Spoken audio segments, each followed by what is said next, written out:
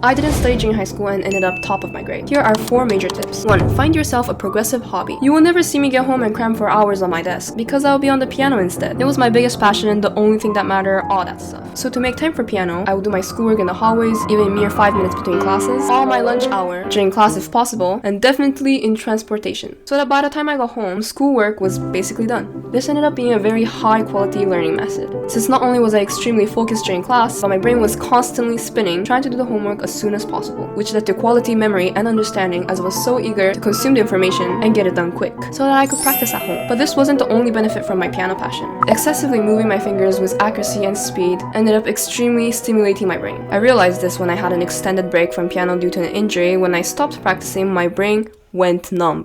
My grades went down despite having more time to study, and I was just overall slow-paced, wasting time every day since I wasn't chasing any hard-boiling passion. Piano was a perfect fit for this case because I could see progression in my playing, which led to addiction. I was addicted to practicing, leading to both academic and competition successes. Anything, sports, an instrument, learning a new language, something fun that you will stick to and that involves progress, and that you need to use your brain. That being said, it shouldn't be gaming, Netflix, or anime, and you know why. 2. Build the fake motivation. My friend told me she's unable to push herself because she knows she isn't capable and end up never being motivated. If that's the case, fake it. I did. I used to be a nobody and never got a remarkable prize in any of my competitions. But at the age of 14, I told myself, this year I'll be the winner, and it sounded dumb to those around me and to myself. It was delusional. I was so eager, but I knew that my dream was nonsense, until this fake confidence turned into a real one. You will lose when you think you will. 3.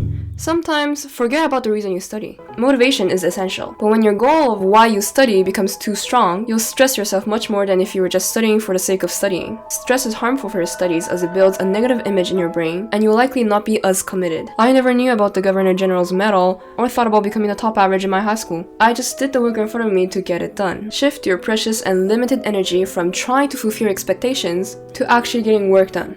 Number 4, reset yourself again and again. Wake up multiple times a day. Reset yourself as many times as you can, and by doing this, you will miraculously have the extra energy you never knew you had. This video is a perfect example where I had 5 finals in a day and still practiced for 4 hours after I got home. So reset yourself. What this means is that you become a completely different person from one task to another. This leads to you being the best version of yourself at every task. When I switch what I'm doing or the subject I'm studying, I will wake up at that transition. When I'm on the piano, I am a top pianist. When I'm doing chemistry, I am a chemist. This is not only for motivation, it gives quality results. Even if it isn't real, since I'm in the top pianist mode, I'll begin thinking, how would a top pianist practice? How would a chemist behave in class? How would a mathematician focus? And you immerse yourself in being those amazing people, shadowing them. And before you know it, you're no longer a shadow. So wake up 10 times a day, 20. Try imagining yourself being a marathon champion the next time you go for a jog, and you'll feel the wave of energy rising.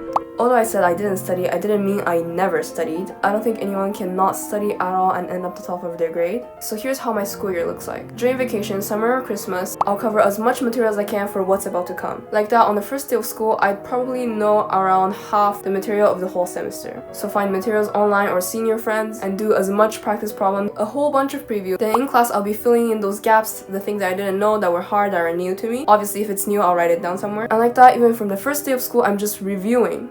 During class, obviously, I'm extremely serious. Think that you are the only student in the classroom and that the class is one-on-one, you and the teacher. After class, I'll do my homework right away, as I said, even in the hallways. This keeps your memory fresh and you will train what you just learned as soon as possible. Like that, it will stick to your mind easily. Obviously, if you have questions or things you don't understand, you ask right away, right after class. I'm always there after class. And then what else to do? Practice questions. Practice question, practice question, practice question. I can't say enough. If you're still watching, I hope you a successful academic year. Due to bilateral wrist injuries, I'll be taking a break from piano for a while, and so my new progressive hobby will become creating content for you guys. I'll be filming about my 3 a.m. study routines and lots of other fun stuff. I'd be really happy if you'd follow my intense academic journey, and this channel is all about positivity.